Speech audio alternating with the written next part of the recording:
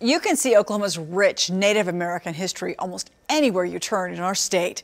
The Osage Nation Museum in Pawhuska is getting ready to show another side of their tribe's culture. 2 Works for You anchor Lisa Jones takes us on the road to see the exhibit on wedding clothes. For almost 150 years, this spot on Osage tribal land has been the center of culture and tribal affairs. This building served as the chapel and boarding school for many generations. Today, it's the Osage Nation Museum. Been here for 80 years. It's the oldest tribal museum in the country. Museum staff are busy preparing for a new exhibit here that will display tribal wedding clothes. We are really highlighting the tradition of Osage weddings in our culture and how they have transformed into our present-day culture. Osage families strategically negotiated weddings. Most of the time, the bride and groom hadn't even met.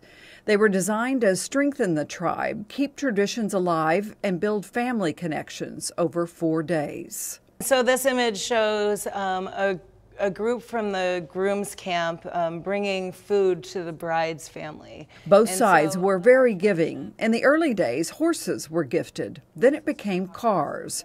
But just as today, the wedding attire was top of mind. And the wedding coats tell the story of those old days, of the 4-day ceremonies, the negotiations that went on, to how we use the wedding coats today. The wedding coats have a military look. The style comes from a meeting between tribal leaders and then President Thomas Jefferson. Jefferson presented the Osage with swallowtail military-style coats, not realizing that the Osage were large.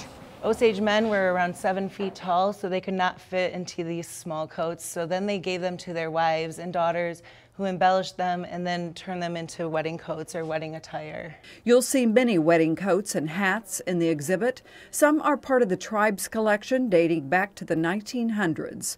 Others are on loan from tribal members and still worn today by Osage brides. The one thing they don't take part in today are arranged marriages. In Pawhuska, Lisa Jones, 2 Works for You.